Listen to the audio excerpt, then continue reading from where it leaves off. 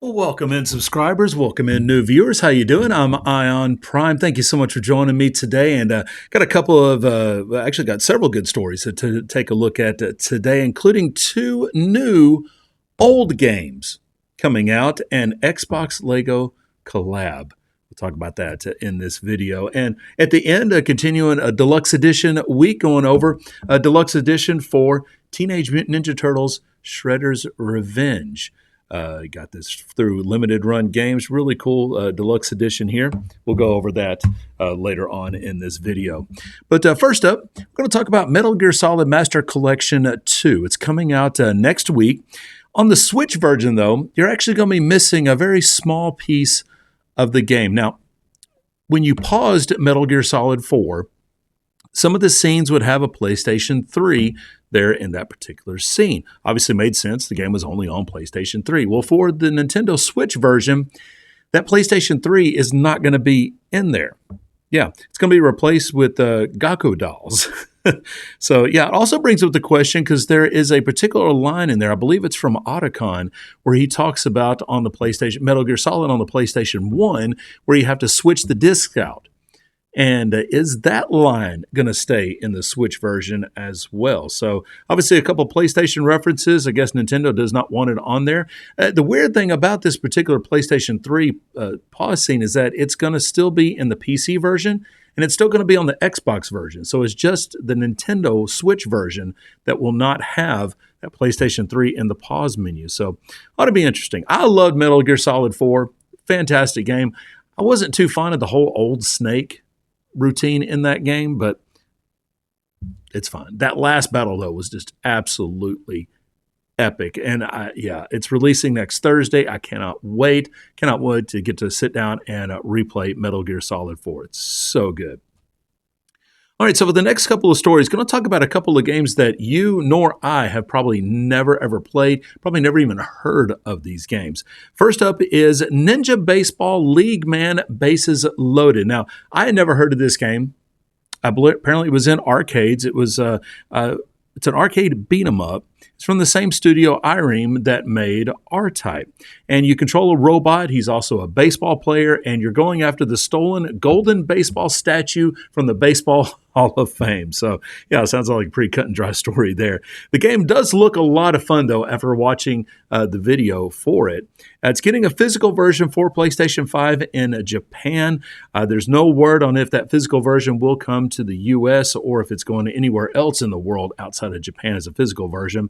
It will be on Nintendo. It will be on Xbox as well. But again, no word on if there's a physical version for any of those systems either. But again, never heard of this game. Watch video of it. Does actually look kind of fun. I do enjoy my beat 'em ups, and this looks like a very fun beat 'em up. So let's see how this works out. Well, the next unheard game that we're getting a new port of is Terranigma.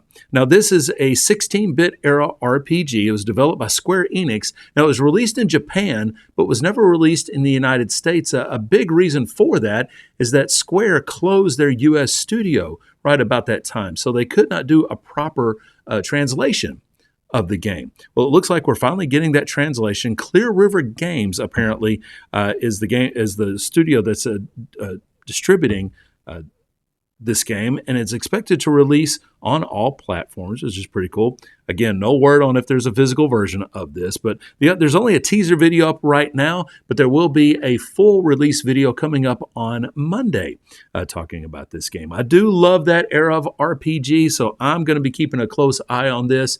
And this just the initial teasers that I've seen, I think this might be a pretty cool retro release. So obviously I'll watch what comes up on Monday, then I'll let you know details once they become available. And finally, there's another gaming console / Lego collaboration. This time, Xbox. Yes, the original Xbox is getting its own Lego set. It'll have 3,509 pieces that include, well, the console, obviously, the original Duke controller. And this is kind of cool. There'll be some dioramas for Halo, for Psychonauts, and for the Elder Scrolls 3 Morrowind. And the controller buttons will actually activate some lights and sounds for those dioramas. And then the console, when you open it up, will trigger the boot sound for Xbox. So pretty cool. If you're into Legos, if you're into Xbox, this is definitely a set you want to pick up. It's going to be $325, so kind of expensive there, but coming out on October 1st. Should be really cool. I mean, you got the Game Boy that came out, you had the NES, the Sega Genesis, PlayStation is getting their own Lego set. So Lego definitely liking their game collaborations right now for these systems. Really cool stuff. All right, so continuing our deluxe edition week, and going to be taking a look today at Teenage Mutant Ninja Turtles Shredder's Revenge. This was a fantastic beat 'em up that came out several years ago, and this was the version that Limited Run Games released. I got the deluxe edition. I just could not afford that collector's edition. I really, really wanted that collector's edition, though, but I just could not afford it, so I picked up the deluxe edition, and this was really, really cool. I liked what was in here. The really cool part is that, well, it comes in like a VHS box. I love this. Because obviously I'm from the VHS era. Watch lots of VHS. I did watch Teenage Mutant Ninja Turtles, the original cartoon, on VHS quite a bit. G.I. Joe, Transformers. Yeah, definitely watched those a lot on VHS back in the day. So, yeah, just kind of a cool little nod to that era. There's another cool part right here. So they do the LRG. I don't know if you can see that too well, but there was a distribution company called, I believe it was FHE, and they did a lot of the distribution on VHS for a lot of these cartoons. And so that's kind of a play on that as well. So that's kind of just a cool little retro nod there that Limited Run did. But as far as the deluxe edition, there wasn't a ton that came with this, but what did come with it was actually really, really cool. First up is this steelbook. Man, that is just a great looking steelbook. Man, that's awesome. I absolutely love that. And then when you and of course, with the Limited Run Games, they always do their special cards. And I got a Donatello as far as the card that I got for this edition. I was really hoping it would have been Michelangelo. Michelangelo is my favorite turtle. To me, he's just the best turtle. I mean, there's no argument, at least with me, that he is the best turtle of them all. Definitely love Michelangelo. But inside the game, get a cool sticker sheet. Features Splinter, April, and all the turtles. That's a cool little sticker sheet there.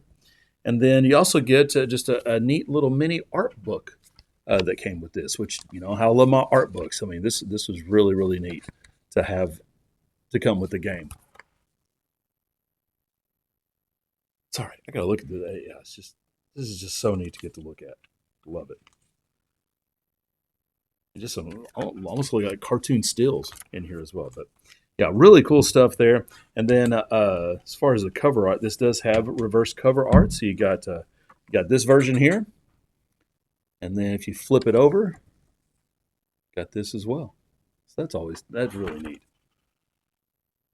Really cool stuff. I like it. Like it a lot.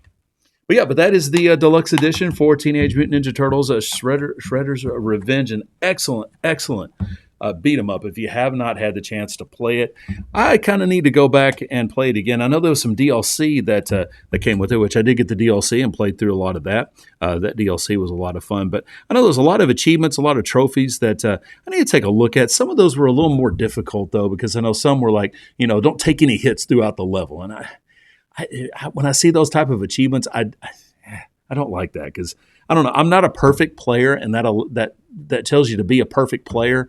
And when it comes to these beat 'em ups, I'm not a perfect player, so I'm always going to get hit no matter what. But I don't know. I'll revisit it and see, maybe I can get some of those additional achievements that I haven't gotten yet. But I'm Ion Prime. Guys, thank you so much for watching today. I really do appreciate it. If you are brand new to this channel, hit that subscribe button. We'd love to have you as a subscriber. Love to have you as a follower. Anything I've talked about today, I will have my sources down in the description below, so be sure to stop by and check out those sources, get some more details about what I've talked about today. Anything, if you want to talk about anything that I've talked about today, do that down in the comments section down below. I definitely encourage that. And hit that like button. Like this video. Dislike it if you don't like the video. Hit that dislike button. I don't mind that at all. But guys, thank you so much for watching. Keep your controllers charged, my friends, and I'll see y'all back here tomorrow with some more gaming news. Thank you so much.